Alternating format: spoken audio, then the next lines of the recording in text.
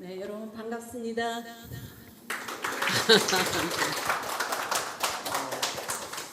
제가 이제 여러 군데 강의도 하고 학교에도 나가고 그랬는데 뜻밖의 연락이 왔어요. 이렇게 탈북자들 앞에서 강의를 좀 해달라고요. 처음엔 조금 망설였습니다. 왜냐하면 뭔가 어색하지 않을까 이런 생각도 하고요. 또 다른 데서 하는 강의보다 뭔가 더 신중하고 않을까 이런 생각을 했어요. 그러나 저는 이내 마음을 고쳐먹었습니다. 이번 기회야말로 여러분들을 만날 수 있는 아주 좋은 기회고, 그리고 이 기회로 말미암아 저도 뭔가 다른 사람에게 생각을 좀 바꿀 수 있는 기회를 드릴 수 있지 않을까 이런 생각을 했어요. 우리는 탈북이라고 그러면 어쩐지 처음부터 좀 두려운 생각이 듭니다. 그 공포가 얼마나 컸을까 이런 생각도 들어요. 그냥 이거는 제 혼자의 상상력입니다. 두렵다, 공포스럽다, 그리고 너무 낯설다 이런 생각들을 하게 되겠죠. 인간에게 있어서 사실 가장 중요한 것은 안정감입니다. 우리가 안정감을 가지고 있을 때 더 이상 필요한 것을 찾지 않을 수도 있거든요. 그러나 이 탈이라는 말은 벗어난다는 뜻인데, 그것도 자기의 나라를, 고향을, 부모, 모든 조건을 그렇게 벗어난다고 할 때 얼마나 공포가 있겠습니까?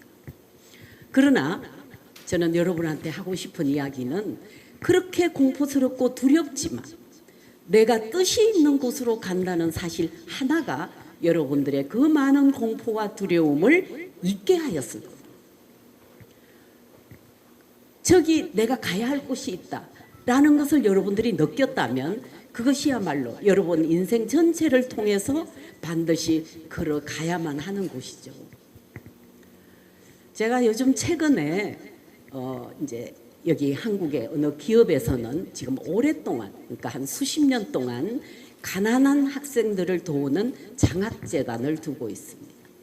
거기에는 고등학교 선생님들이 학생들에게 하나는 멘티가 되고 하나는 멘토가 되어서 도와주는 거죠. 주로 굉장히 가정이 어려운 아이들입니다. 그런데 그걸 1년에 한 번씩 그 멘토들이 쓰는 글을 심사를 제가 한 10년간 했습니다. 근데 이번에, 그러니까 2020년이죠. 이번 심사에서는 아주 특이한 글을 하나 발견했어요. 그게 뭔가 하면 시각장애인, 1급 장애인이에요. 선생님이. 그런데 첫 번째 멘티를 만나게 된, 말하자면 그 장학금을 주게 된 그 학생이 바로 탈북한 학생이었습니다. 북한에서 온 학생이에요. 그런데 이 학생을 다루기가 이 장애인, 그러니까 눈을 보지 못하는 장애인 선생님이 너무 어려웠어요. 일단 얘는 만나면 울어요.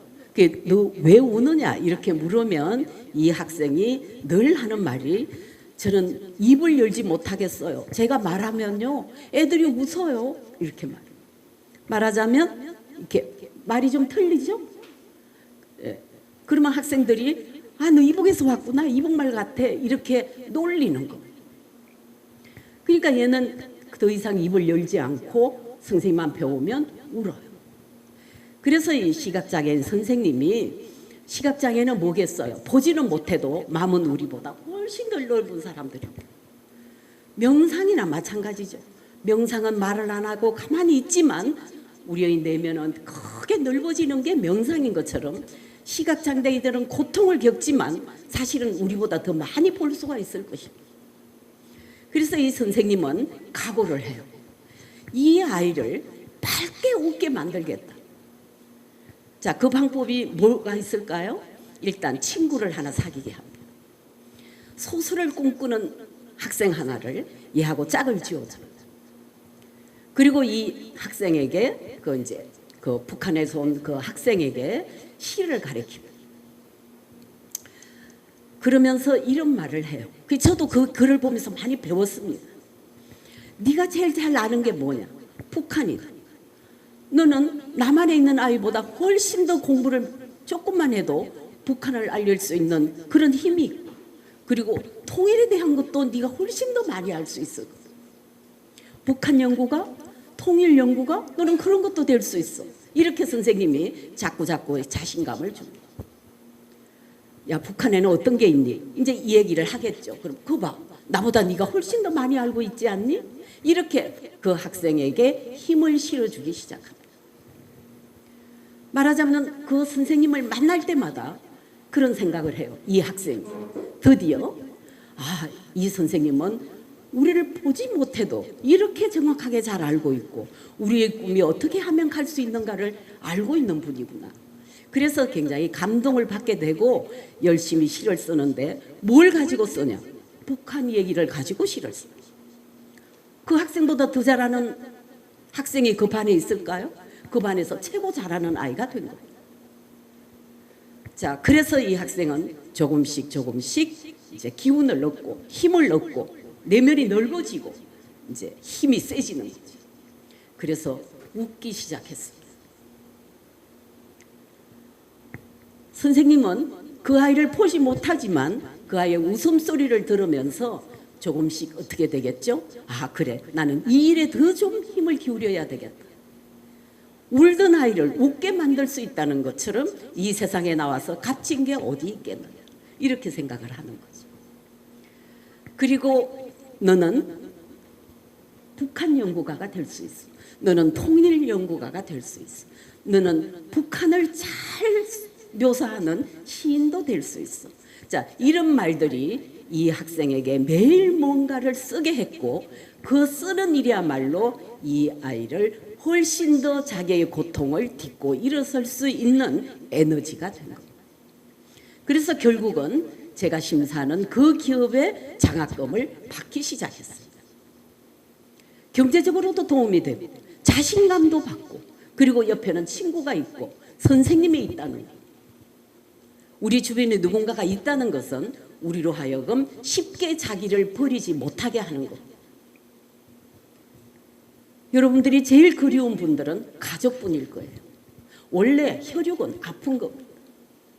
여기 다 와 계신지 아니면 나누어 계신지 그거는 제가 잘 모르겠습니다만은 어쨌든 어디에 계시든 그를 생각한다면 여러분들이 어머니를, 아버지를, 동생을, 오빠를, 언니를 생각한다면 훨씬 지금의 내가 이것이 하기 싫지만 또 되돌아가고 싶지만 그것을 바로 잡을 수 있는 힘은 바로 그런 큰 그리움에서도 올 수 있다는 거죠. 가장 좋은 건 뭘까요? 내가 나를 바로 잡는 거죠. 그리고 뭐가 중요할까요? 꿈을 가지는 일. 여러분 어떠세요? 행복은 감각이 없는 겁니다. 저는 이제 여자로서 나이가 많은데 제가 뒤를 되돌아보면 내 삶을 되돌아보면 행복한 때가 많았어요. 그래, 그때 엄마도 있었고 아빠도 있었고 그리고 뭐 먹을 것도 많았고 그리고 나는 학생이었고 생각하면 너무 행복한데 저는 그때 행복하지 않았습니다. 여러 친구들이 있었고 사랑하는 남학생도 있었고 그리고 내년이면 뭐 대학도 가고 하는데도 지금 생각하면 그때가 정말 행복했지 했지만 그때 저는 실상 행복하지 않았다니까요. 행복은 감각이 없어요. 여러분들이 지금 나는 지금 너무 어려워, 나는 지금 불행하다고도 말할 수 있어 라고 생각할 때 실제로 행복할 수 있는 거예요. 여러분들이 2달 후 그리고 2년 후 20년 후 오늘을 되돌아보면 그래, 그때 그래도 나는 행복했어 이렇게 생각할 수 있습니다. 행복은 반드시 가고 나서 바라보게 돼요. 그러나 꿈은 그렇지 않습니다. 저기에 있어요. 제가 중학교 3학년 때 우리 학교에 여교사가 한 분 오셨습니다. 저는 이제 경상도 이제 시골에서 태어나서 거기서 학교를 다녔는데 저는 늘 서울이 그리웠어요. 근데 그분이 서울에서 학교를 다니다가 교사로 오신 거예요. 근데 첫 수업에 오셔서 저희들한테 물었습니다. 여러분, 꿈을 가지십시오. 저는 우리 집에 책도 별로 없었고 그래도 뭐 밥은 굶지 않았어요. 잘 살았습니다. 그런데 누구도 꿈을 가지라는 말을 한 사람이 없었어요. 근데 그 선생님이 여러분 꿈을 가지십시오 이렇게 말하는 겁니다. 그래서 제가 손을 들어서 질문했습니다. 선생님 꿈이 뭐예요? 이렇게 물었어요. 그랬더니 그 선생님이 아주 쉽게 설명했습니다. 아, 꿈이라는 것은 지금은 없지만 있게 만드는 것이 꿈이다 이렇게 말했어요. 정확하게 딱 그렇게 한마디. 아, 그래? 그럼 나는 꿈을 가져야지. 그것이 제가 오늘 살아있는 이유 중에 하나입니다. 꿈, 지금은 없지만 저는 지금 나이가 많지만 지금도 꿈이 있습니다. 살아있는 존재는 꿈을 가지는 일이죠. 여러분들은 지금 중요한 것은 내가 지금 할 수 있는 일이 뭔가, 오늘을 계산하는 거예요. 그래, 오늘 내가 할 수 있는 것은 뭔가, 이걸 하자. 그러면 꿈으로 이어지는 겁니다. 오늘을 버리면 꿈은 내게 오지 않아요. 오늘을 살아야 돼. 이 계단을 건너야 저기 건너갈 수 있어. 이 계단을 포기하면 저기 갈 수가 없어. 똑같은 이치입니다. 자, 여러분들이 어디서 오셨는지 모르지만 지금 자동차를 타고 여기 오셨을 겁니다. 근데 오지 않았다면 저하고 못 만나죠. 저도 마찬가지입니다. 제가 그 강의 저 못해요 그러고 안 오고 집에 그냥 있다면 나는 이런 영광스러운 자리에 오지 못했을 거예요. 다른 강의는 얼마든지 할 수 있어. 그러나 여러분과 함께 이렇게 만나는 것은 귀한 만남입니다. 그것도 나에게서 하나의 꿈이에요. 여러분들을 만나서 한 분 한 분 얘기를 다 듣지는 못하지만 그러나 제 얘기가 여러분에게 얼마나 스며들지는 모르겠습니다. 왜냐하면 여러분들은 지금 여러 가지 어려운 점이 많을 테니까. 고통스럽다고 생각할 수도 있으니까. 더 심하게는 불행하다고 생각할 수도 있으니까. 그러나 인간은 계산을 해야죠. 나는 지금 이 지점에 있는데 어떤 것을 잡는 것이 가장 지금의 나를 살릴 수 있는 일인가. 인간의 가장 큰 목적은 자기가 자기를 살리는 일이에요. 절대 남이 해주지 못해. 내가 나를 살리기 위해서 옆에 친구도 필요하고 선생님도 필요하고 많은 사람들이 필요합니다. 그렇게 되겠죠? 자, 그런데 그런 고통이 여러분들이 가지고 있는 고통이 어떻게 보면 나보다도 덜할 수도 있고 또 어떤 다른 사람보다 저기 걸어가는 사람보다 덜할 수도 있어. 근데 대개는 그런 말 여러분 들어보셨죠? 손가락 하나 아픈 사람이 몸 전체가 아픈 사람보다 더 아프다고 한다. 그럴 수 있잖아. 자, 그렇다면 고통은 어떤 것일까? 제가 그 전에 어떤 선생님에게 저 선생님이 너무 힘들어요 이렇게 말했습니다. 자, 내가 왜 그런 말을 하게 됐는지를 이제 조금 후에 설명을 드리겠는데요. 그랬더니 그분이 이런 말을 했습니다. 청어라는 고기가 있어. 청어라는 고기를 있는데 아마 그게 맛이 있는 고기예요. 장사 세 사람이 아침 새벽 3시에 한 집에 가서 똑같은 고기를 가져옵니다. 그래서 한 사람 이렇게 세 사람이 하나에 넣고 그 청어를 파는 거예요. 근데 청어를 팔 때 가장 유리한 것은 뭘까요? 살아있는 청어를 파는 겁니다. 근데 A, B, C. 근데 이상하게 A는 12시가 지나면 그 청어가 죽어버려요. 근데 세 번째 3번은 이상하게 3시, 4시까지.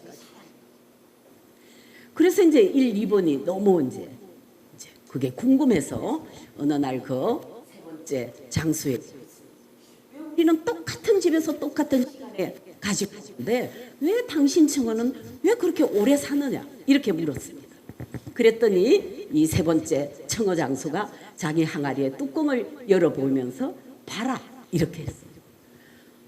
이렇게 들여다보니까 그 안에는 청어 말고 가물치라는 큰 고기가 그 안에 한 마리가 들어있는 거예요. 가물치는 청어보다 훨씬 몸집도 크고 사나운 고기예요. 그렇다면 이쪽 고기보다 이게 더 일찍 죽어야 마땅하죠? 그렇지 않고 이 3번의 청어는 가물치라는 큰 고기에게 위협당하고 뜯기고 피가 나고 그러면서도 그런 위협 속에서 생명력은 훨씬 더 증폭되는 결과를 가져온다는 것을 3번 장수는 알았던 것입니다.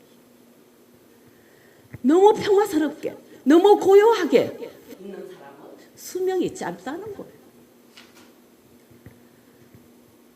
자기 몸을 위협하고 고통 속에 몰아가고 그런 사람이 그런 고기가 훨씬 더 생명력이 증폭되고 그리고 그 견디는 힘이 훨씬 더 세다는 거죠. 그런 것을 우리가 뭐라 그래요? 정신의 근육이라고 합니다. 여러분들은 이미 그걸 나는 거쳤다고 생각해요. 그러면 어떻게 돼야 되죠? 그 정신의 근육을 이용해서 내 꿈을 찾아가는 거죠. 다른 사람들은 발발 떠는 것을 여러분들은 덜 떨고 갈 수 있다는 거죠. 그렇지 않다면 여러분들이 당한 두려움과 공포는 의미가 없는 거예요. 자, 나를 쓸모있게 만들자. 나를 나답게 하자. 이것이 결국 우리가 살아가는 이유입니다. 어디에서 왔는가는 그렇게 중요하지 않아요.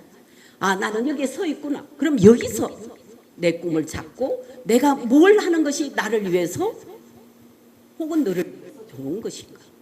그걸 생각하게 하는 거죠. 여러분들 노벨상이라는 거 아시죠? 들어보셨나요? 네, 노벨상이 있습니다. 5년 전에 물리학 노벨상을 고시바라는 일본의 물리학 박사가 받았습니다. 근데 저는 그분을 TV에서 잠깐 봤는데 이제 수상소감에서 이런 말을 해요. 제가 고등학교 때 물리학과를 가고 싶었다. 동경대학. 근데 선생님께 그 말씀을 드리려고 선생님 방으로 가는데 문이 열려 있더라. 그런데 자기 판장이 선생님하고 이야기를 하는 도중에 담임이 그 판장에게 이렇게 말을 하요. 고시바는 안 돼. 걔는 물리 못해. 이렇게. 그래서 그때부터 이 고시바는 밤낮을 물리학을 잡고 살고 그냥 완전히 물리학과 죽겠다는 식으로 했다는 거죠. 그리고 그 판장은 떨어지고 이 사람이 동경대학에 들어갔어요. 물리학. 그러면 마지막에 이 고시바 박사가 이런 말을 하더라고요. 여러분, 꿈을 이루기 위해서는 굴욕을 참아야 합니다. 이렇게 말했어요. 나는 그 자리에서 울어버렸습니다. 왜 울었겠어요? 나도 만만찮은 굴욕을 당했기 때문에 삶으로부터 짓밟히고 내팽개쳐지고 그런 일을 저도 했으니까. 그런데 내가 여러분 앞에 이렇게 서일 수 있는 거는 바로 굴욕을 참고 나를 찾은 거죠. 자, 여러분 요거 한번 따라 읽으세요. 고통의 걸림돌이 성공의 디딤돌이 됩니다. 맞나요? 네. 저는 이 말을 굉장히 좋아합니다. 저는요 부잣집 딸이었어요. 그래서 천하 아무것도 몰라요. 돈이 왜 없나 이렇게 생각하기도 했을 때가 있습니다. 고등학교 때부터 고등학교 외지에 부산에 가서 고등학교 다니고 서울에 와서 대학교 다니고 뭐 용돈은 늘 아버지가 보내주고 어려움을 몰랐어요. 그럼 어떻게 되죠? 저는 오만한 여학생이었어요. 그걸 왜 몰라? 저는 책도 많이 읽었거든요. 그러면 누가 모르면 그렇게 말했어. 그걸 모르니? 또 뭐가 너 없어? 그게 왜 없니? 이렇게 말하는 오만불선한 그런 학생이었습니다. 자, 그리고 이제 사회에 나왔고 결혼을 했어요. 이 세상은 안 보이지만 뭔가 이렇게 길이 있는 것 같아요. 그리고 누가 이렇게 그래 이렇게 뭐가 있는 것 같아요. 우리는 그걸 종교학이라고 얘기하지만 어쨌든 종교도 여러 가지니까 뭐가 뭔지는 모르겠어요. 어쨌든 뭔가가 이렇게 이끌어 당기는 힘이 있구나, 이 우주 안에. 결혼하고 나서 저는 셋째 아이를 낳고 셋째 아이가 1살 되던 해 남편이 쓰러졌습니다. 그때는 77년이었어요. 지금 몇 년 됐나요? 오래됐죠? 그때는 산소호흡기가 하루에 100만 원, 요즘 돈. 그때는 돈 1000만 원 되지 않았, 잘 모르겠지만 한 500만 원 가치가 되나요? 하루에 100만 원이었습니다. 그때 산소호흡기가 바로 들어왔어요.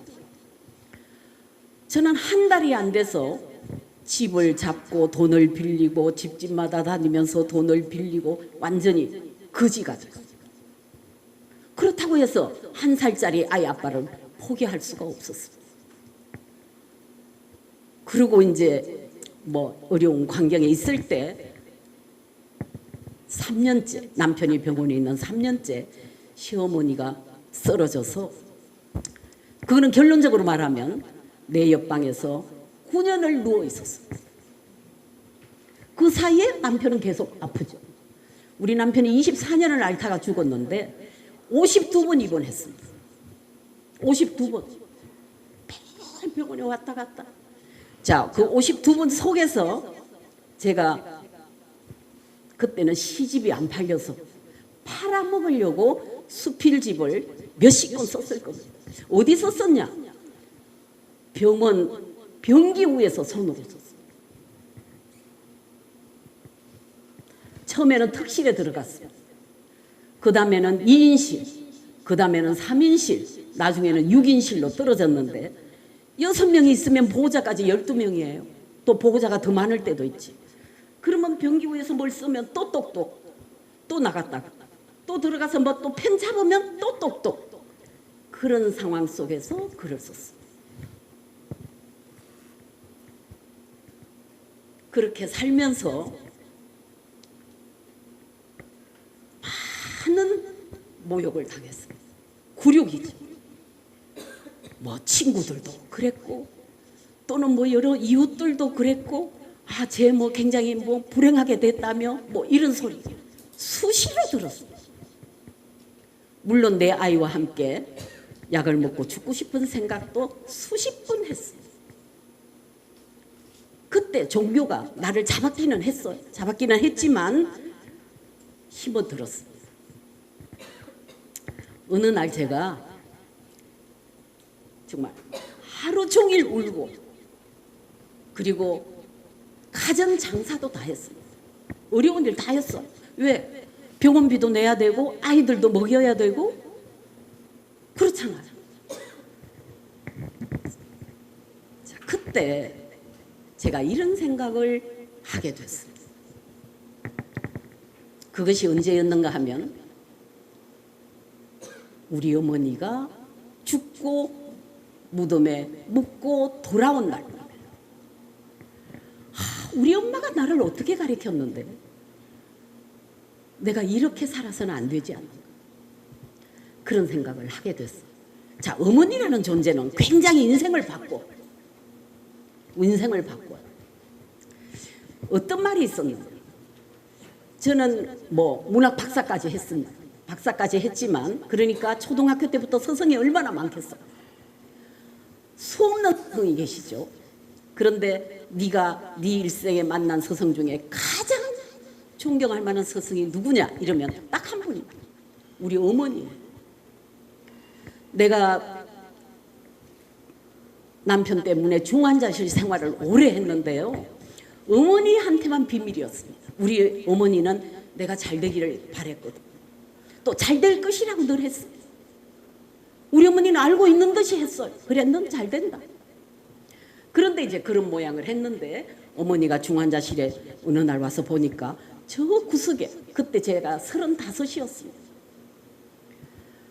그런데 완전히 쓰러질 것 같은 얼굴에 중환자실, 그때는 또 중환자실도 굉장히 초라했어요. 앉아 있는데 우리 어머니가 나를 보고 말을 걸지 못하고 돌아가셨어요. 도대체 저게 내 딸인가 의심한 거죠. 그리고 병원으로 전화를 했어. 그때 병원에 뭐 요즘같이 핸드폰이 있는 것도 아니고 누가 중환자실 보호자를 바꿔줍니까? 우리 언니의 말에 의하면 100번은 더 전화를 했고 마지막에는 내가 애인데 내가 좀 숨이 넘어가요. 그러니까 어떤 남자가 저한테 전화를 바꿔줬습니다. 제가 전화를 받아서 나다. 엄마 목소리예요. 저도 쌓인 게 얼마나 많겠습니까? 35세 갓난애를 집에 두고 그리고 그 중환자실에 그 초라하게 있는 제 감정이 오죽했겠습니까? 엄마 목소리를 들으니까 모든 게 쏟아지는 거예요. 왜? 이러면서 엄마한테 막 소리를 질렀더니 어머니는 저보다 아주 낮은 목소리로 딱 한마디 하고 전화를 끊었어요. 그래도 니는 꼭 될 기다. 그 한마디 하고 전화는 끊어졌고 일주일 후에 어머니는 돌아가셨어요. 자, 어떻게 했어? 자, 제가 죽을 수 있겠습니까? 제가 남편과 시어머니를 포기할 수 있겠습니까? 못하죠. 어머니가 그렇게 말하고 갔는데. 그래서 저는 이를 악물기 시작했죠. 그래, 꿈이라는 게 있다면 내가 찾자. 그래서 시작한 것이 공부였습니다.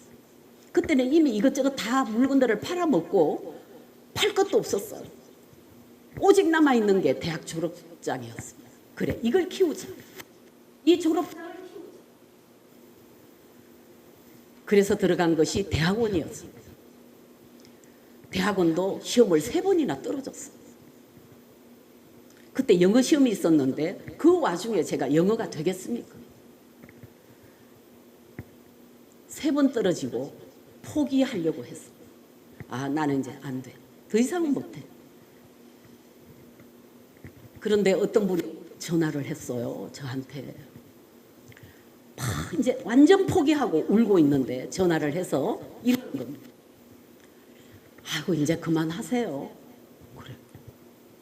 나 그만하려고 맘먹고 있었는데. 근데 그 사람이 하는 거예요. 그래서 제가 이렇게 그랬어. 저 또 할 건데요. 사람이 그저 어긋나는 거야. 그렇게 꼭.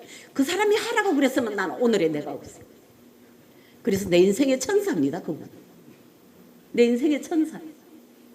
여러분들이 지금까지 살아오다가 뭔가 나를 정말 곤욕스럽게 한 사람이 있다면 그 사람을 떠올리고 이를 악무세요. 그러면 천사가 됩니다. 그렇게 해서 대학원을 들어갔고, 그렇게 대학원을 들어가니까 인간에게는요, 그렇게 포기하지 않으면 또 날개를 달아주시는 분이 있어요. 제가 우리나라에서 뭐 수필을 제일 잘 쓰겠습니까? 그렇지 않아요. 나같이 쓰는 사람 많아요. 그런데 제 책 5권이 한꺼번에 베스트셀러가 됐어요. 그때 돈으로 너무 많은 돈을 외상으로 두고 퇴원을 했었는데 그 병원비도 다 갚고 집도 사고 그리고 딸 결혼도 시키고 그런 돈이 다 생겼어요. 아, 너니까 그렇지. 저는 그렇게 생각하지 않아요. 고시바 박사처럼 그때 그 굴욕들을 견뎌냈기 때문에 주어지는 선물이라고 생각합니다. 그런 과정을 가지지 않으면 감사한 것도 모르겠죠. 아까처럼 그때 행복했어. 이렇게 우리가 늘 되돌아보지만 사실은 가장 행복한 때는 바로 지금일 수 있는 거예요. 지금을 잘 몰라 우리가. 불만만 보이죠. 그러나 아니에요. 저는 작년에 교통사고를 당해서 몇 달 누워 있었습니다. 그때 제일 부러운 사람이 누구였겠어요? 앉는 사람, 걸어다니는 사람. 이게 아무것도 부러워. 딱 그 2가지가 부러웠어요. 근데 저는 드디어 앉고 드디어 걸어다녔죠.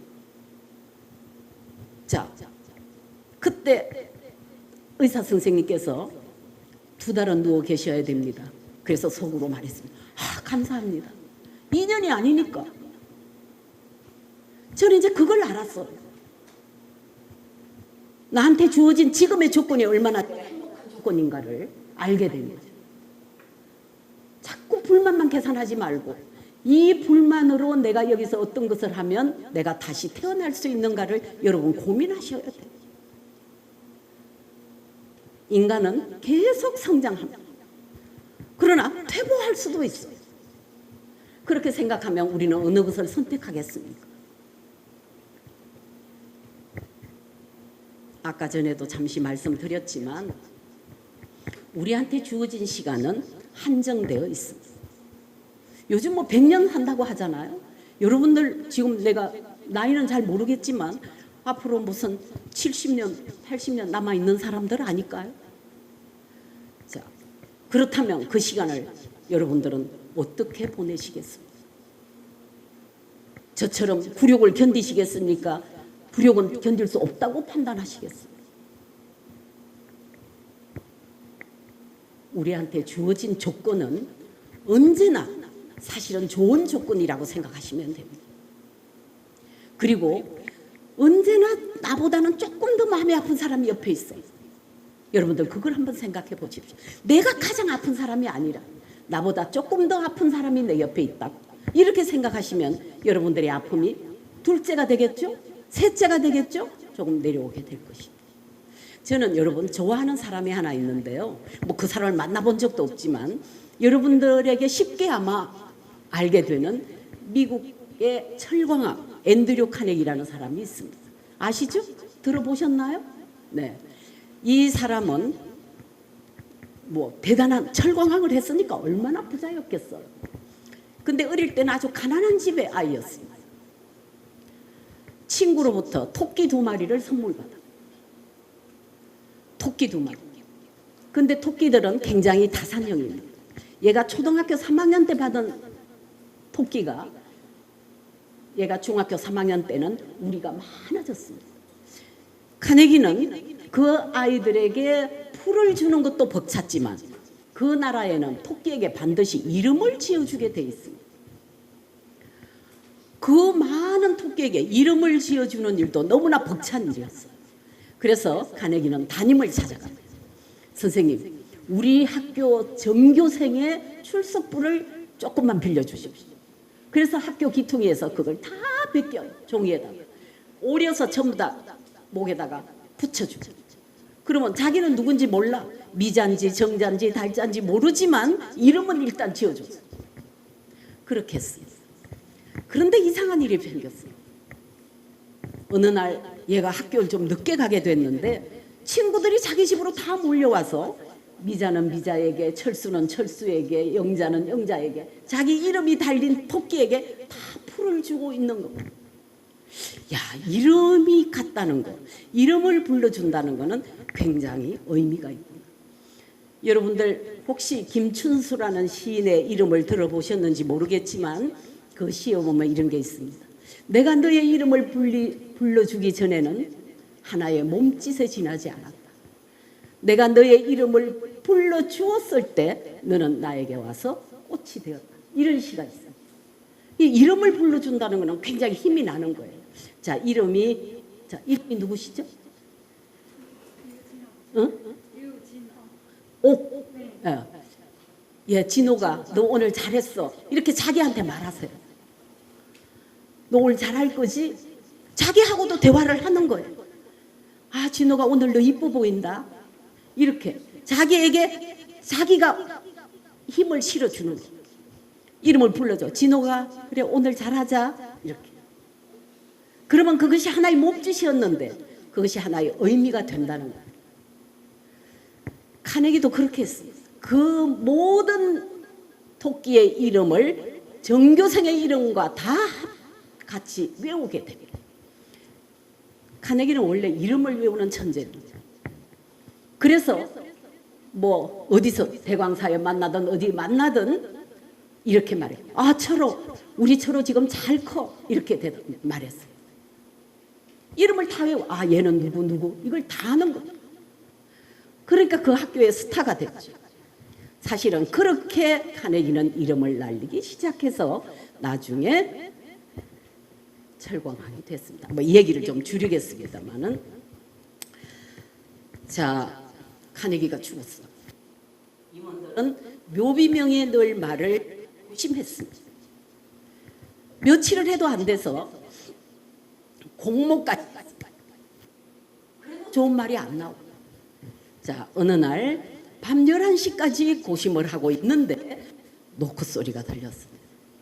거기에 오랫동안 경비를 하고 있던 어떤 할아버지가 종이 하나를 내밀었습니다. 혹시 몰라서요, 이렇게. 그리고 그는 나갔는데 바로 그 종이에 있는 말이 카네기의 묘비명에 지금 새겨져 있습니다. 그 말이 무엇일까요? 남의 마음을 잘 아느니 여기 잠들다, 이렇게 돼 있어요. 내가 너무 아프다고 나만 알아달라고 하는 게 아니라, 여러분 혹시 잠시 여유를 가져서 오늘 내가 너무 마음이 외롭고 아픈데 나보다도 더 울고 싶은 사람이 내 옆에 있을지도 몰라, 이렇게 한번 생각해 보십시오. 조금 여유가 생길 거예요. 왜냐하면 인간은 고통이 없는 사람이 없습니다. 여러분들 저 햇살 앞에 서면 그림자가 안 생기는 사람이 어디 있겠습니까? 외롭지 않는 사람이 없고 고통이 없는 사람이 없고 울고 싶지 않은 사람은 이 세상에 없습니다. 나보다 조금 더 할까? 뭐 이런 거는 가능할 거예요. 그러나 여러분이 정말 힘들 때, 나 정말 살아내기가 너무 힘들어, 그럴 때 오히려 내가 손잡아 줄 사람이 이 근처에 어디 있는 건 아닐까, 이렇게 생각해 보시면 여러분들 아마 훨씬 좀 여유가 생길 겁니다. 그리고 카네기는 자기의 자서전에 이런 말을 했습니다. 내가 일생 동안 가장 많이 한 말, 단 한마디다. 그 한마디는 당신 오늘 너무 힘들었지요? 라고 말하고 있습니다. 여러분, 그 큰 회사에 오너를 하면서 그야말로 얼마나 힘들었겠습니까? 그러나 그는 자기의 힘듦을 단 한 번도 누구에게 말해본 적이 없는 사람입니다. 아침마다 출근해서 보는 사람마다 손잡고 말했습니다. 당신 오늘 참 힘들 거야. 그리고 퇴근할 때는 모두 손을 잡고 그는 말했습니다. 오늘 너무 힘들었어. 이렇게 말했습니다. 여러분들이 너무 힘들 때 옆에 사람 손잡고 오늘 너무 힘들었지 하면 자기가 더 힘들어질까요? 그 힘든 게 조금 가벼워질까요? 손잡으면 조금 가벼워집니다. 손잡으면 조금 가벼워집니다. 인간은 누구나 장애가 있고 누구나 아픔이 있고 고통이 있습니다. 그리고 누구에게나 똑같이 걸림돌을 주셨어요. 어떤 사람은 몸이 아픈 사람, 어떤 사람은 정말 마음이 아픈 사람, 그리고 경제적으로 타락한 사람, 또는 엄마 아버지가 없는 사람, 뭐가 없는 사람 다 걸림돌이 있습니다. 그러면 그 걸림돌 때문에 우리가 안 살아야 할까요? 그런 걸림돌은 어떤 의미에서 아까 청어장수처럼 가물치가 한 마리 우리에게 있는 것이 훨씬 더 우리가 생명력을 정복시키는 일에 도움이 될 수도 있습니다. 저도 한때 그랬어요. 왜 나야? 왜 나만 이래? 그런 소리 정말 수백 번 했습니다. 왜 나야? 그런 소리 많이 했습니다. 그런데 지금 생각해 보면 그때 그러운 난관이 나에게 없었더라면 나는 계속 오만방자하게 남들의 원망이나 하고 있는데도 부족하다고 하면서 제 삶을 흠집내면서 살아내지는 않았을까요? 저는 그 어려운 과정을 건너오면서 생각했습니다. 나는 이 한국을 위해서도 뭐 그렇고 이 사회를 위해서도 그렇고 우리 가족을 위해서도 그렇고 나 자신을 위해서도 그렇고 그리고 나는 어머니다. 제일 먼저 잘해야 되는 게 감사합니다구나. 어떤 어려울 때라도 그 생각을 하기에 이르기까지 매를 많이 맞았습니다. 여러분도 잘 아시지만은 춘향전 여러분 아시죠? 우리나라 고대 소설 춘향전. 거기 보면 춘향이가 그 그 변사또에게 수청을 안 둔다고 해서 막 매를 맞아요. 그래도 견디대요. 저는 아마 3번만 맞아도 수청 들 수 있을 거예요. 근데 그 뭐 그렇게 죽음을 내놓고 하대요. 예, 여러분 죽음을 내놓고 해. 다 죽여라 그랬잖아. 그래서 이제 죽이려고 그랬어. 그렇게 해서라도 자기 뜻을 굽히지 않았던 춘향이. 또 여러분 우리나라 고대 소설에 심청이도 있잖아. 심청이는 아버지의 빚을 대신 갚아주고 죽음을 주는 거, 자기 목숨을 주는 거. 책임을 지는 거지. 우리나라 여성들 대단했습니다. 우리는 다 그들의 후예들이에요. 그러면 그 옛날에 그렇게 매를 맞으면서까지 정말 호화호식을 갖다가 거부하고 그렇게 죽음으로 가는 춘향이나 심청이의 그 꽃다운 나이에 아버지의 빚을 갚기 위해서 인당수에 몸을 던지는 심청이나 사실은 이런 사람들이 대개 우리 안에도 있다고 나는 말하고 싶은 겁니다. 아직 발견되지 않았을 뿐이야. 우리한테도 있을 겁니다. 여러분에게도 반드시 있을 겁니다. 그 씨앗이. 그러나 나는 그렇게 되라는 이야기가 아니라 우리 안에 있는 그 의지, 반드시 해내고야 말겠다는 그 도전력, 그것이 여러분 앞에 반드시 있을 거니까 여러분 안에 그것을 씨앗으로 삼고 오늘 고통스러운 거, 오늘 좀 외롭고 힘든 거, 그래 이것을 십자가로 생각하고 서자. 조금 오늘보단 다른 내일로 가자.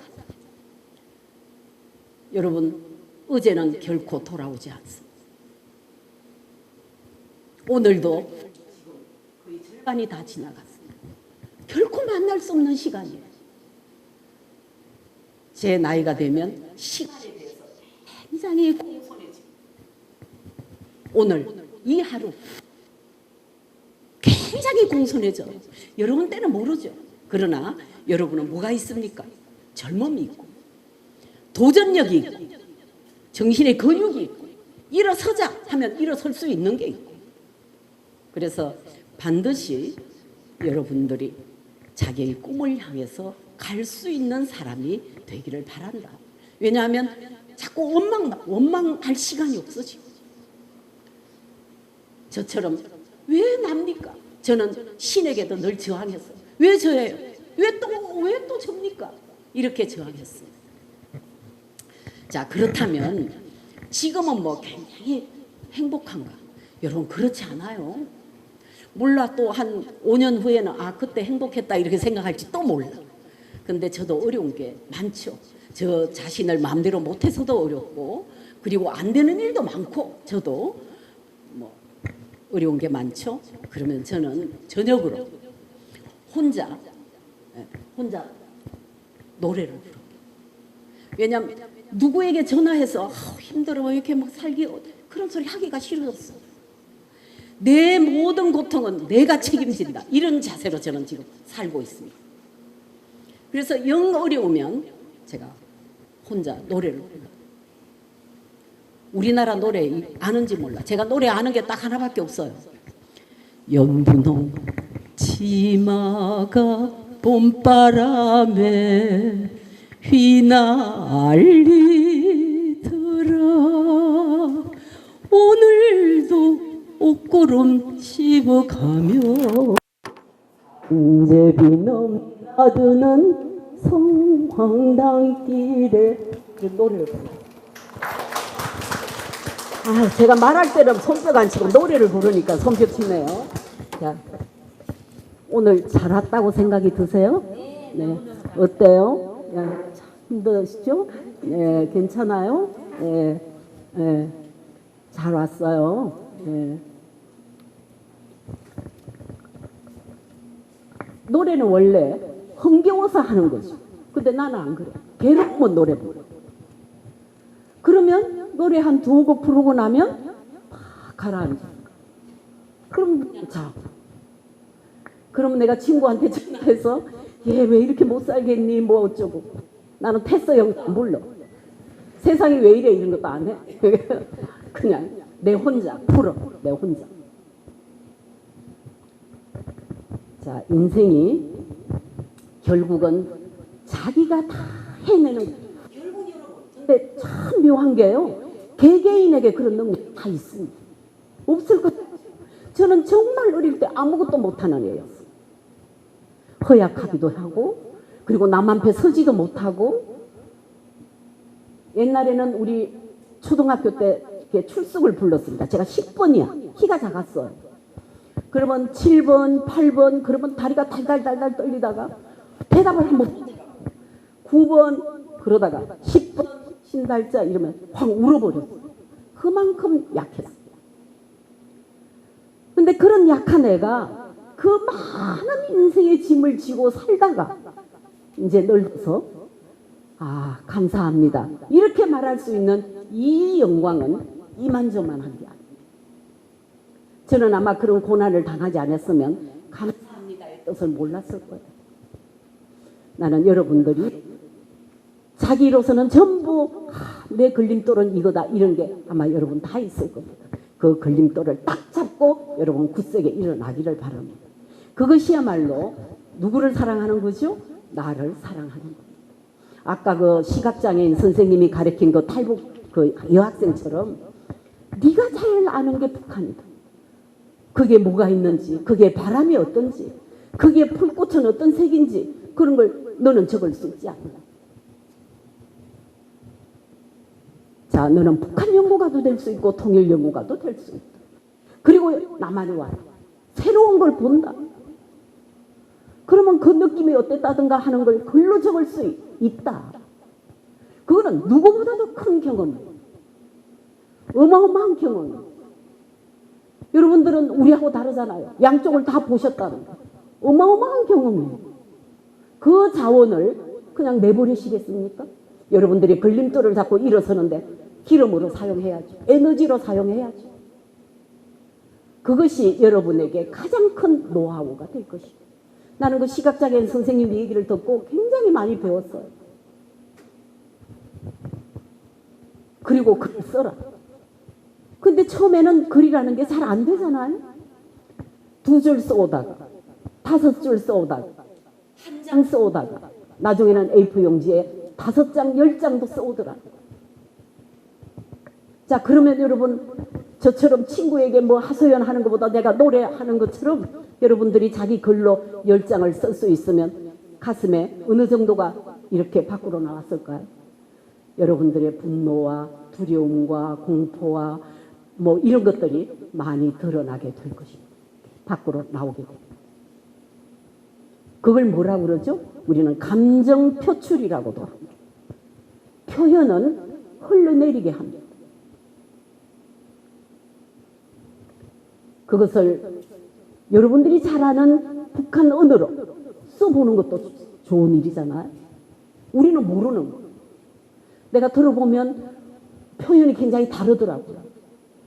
그 북한식으로 한번 써보는 거예요. 자, 그런 것도 하나의 재주고, 자, 내가 뭘 할 수 있을까? 그걸 여러분들이 생각하는 것은 굉장히 소중한 경험을 가지고 있는 사람, 자원을 갖고 있는 사람이다. 이렇게 생각하셔야 돼요. 나는 지금 어려운 처지에 있다가 아니라, 아, 나는 너희들보다 훨씬 지금 좋은 자원을 가지고 있다. 땅에 한 100평이 있다, 나는. 그게 여러분 무엇을 심으시겠어요? 앞으로 여러분들의 꿈을 심으셔야 돼요. 그리고 풀을 뽑고 잡다한 번뇌와 공포와 이런 거 다 뽑고 거기에 정말 내실한 열매가 여러분들이 그 100평을 여러분들의 마음에 있는 것들을 다 길러내야 되는 거죠. 그것이 여러분들이 할 일이에요. 그리고 지금은 우리 어릴 때는요. 제가 초등학교 때는 북한에 있는 사람들을 전부 빨갱이라고 그랬어요. 그래서 아, 빨갛게 생긴 사람들이 이렇게 생각했어요. 빨갛잖아요. 네. 그게 뭐 파란색이라고 그랬어요. 무슨 색이라고 했나? 색이 없나? 색이 없어요? 아, 네. 자, 이렇게 서로가 여러 가지 곡해와 오해와 그리고 이렇게 커튼이 드리워진 그런 것이 조금씩 지금 벗겨지고 있는 이 상황에서 여러분들은 선두주자로 와서 이곳을 보는 사람들이에요. 선두주자로. 좋은 일이에요? 좋은 일이죠? 예. 그러니까 여러분들이 처해 있는 이 상황을 나는 이용해라. 자원으로 삼아라. 그것이야말로 여러분들의 지금 그래도 그 밑에는 나는 있을 것이라고 생각해요. 두려움도 좀 있고 불안도 좀 있고 왜 없겠습니까? 초조감도 있고 고통도 있을 겁니다. 그러면 훨씬 그런 것들이 좀 줄어들고 그리고 옆에 있는 사람의 손을 잡고 내가 할 수 있는 일이 이런 게 있구나. 그래서 여러분들의 노하우를 살려야죠. 제 말이 맞죠? 여러분들은 선두주자예요. 그래서 먼저 답습하고 먼저 경험하고 나는 먼저 그것을 아는 사람. 이렇게 생각하면 여러분들의 두려움이 좀 줄지 않겠어요? 그리고 또 그거는 사실입니다.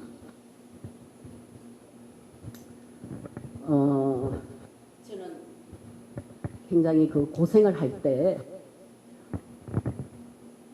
이게 그냥 끝인 거구나. 이게 그냥 인생의 벌이구나. 이렇게 생각했거든요. 지금 생각해 보면 그래 그거는 벌이 아니었어. 그거는 내가 너무 무능하니까 그냥 이렇게 등을 밀면서 채찍질을 한 것이다. 이렇게 생각을 합니다. 그리고 이제 저는 여자니까 제일 앞에 어른들이 자식들이 결코 인생을 포기할 수 없게 만드는 저 혼자 같으면 아주 쉬웠을 것 같아요. 인생이 불행해? 그래 죽어버리자 이렇게 생각할 수 있을 거예요. 그러나 나에게는 어머니가 있어요. 아빠가 있어요. 더 중요하게 나한테는 자녀들이 있어요. 그것이 나를 조금씩 더 이렇게 가동시키는 힘이 되지 않았을까. 그래 조금 더 가, 조금만 더 가, 이렇게. 저는 내 돈을 주고 제일 많이 산 책이 하나 있습니다. 그것이 여러분들도 잘 아는 어린 왕자라는 책이에요. 저는 생텍쥐페리를 좋아해서 그 프랑스 이제 그 리옹에도 가서 또 그 사람이 살고 있는 집에도 가고 뭐 이제 이렇게 했습니다. 그게 제가 좋아하는 작가인데 그 사람이 인간의 대지에 보면 이제 자기가 혼자 이제 떨어지죠. 사막에 아무것도 없어. 혼자 사막에 떨어진 거예요.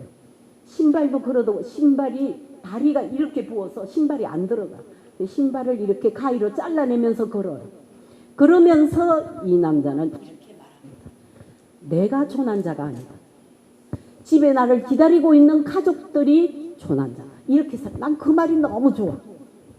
내가 조난자가 아니다. 집에 나를 기다리고 있는 내 가족이 조난자. 가야지.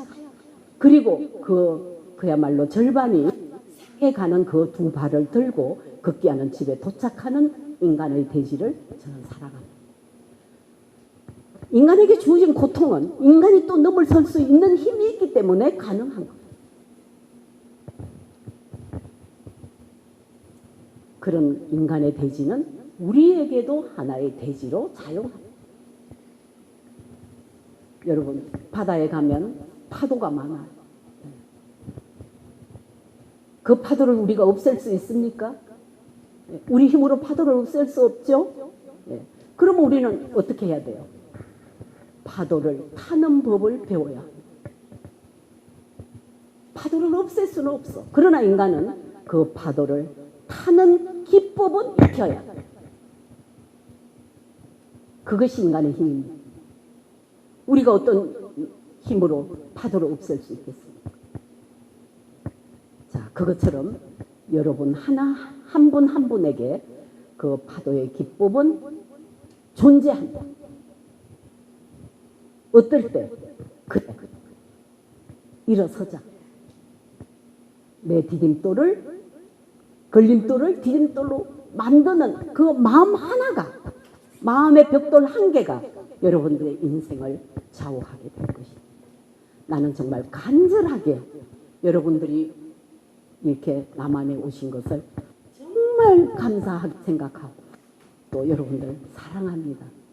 그러면 어떻게 되죠? 내가 사랑하는 사람들이 이 땅에서 굳건히 뿌리를 내리고 아 그래 이만하면 잘 살아요 라는 말을 할 때까지 우리 나라에서도 지원을 하고 여러 단체에서도 지원하고 또 다 하겠죠. 그러나 가장 중요한 것은 바로 여러분들의 마음의 뿌리 일어서자 이렇게 말하고 진심으로 일어날 수 있기를.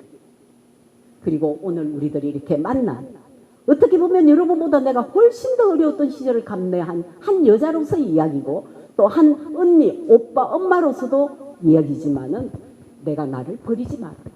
일어서라. 저기 바로 당신의 꿈이 있다. 이렇게 말씀드리고 싶습니다.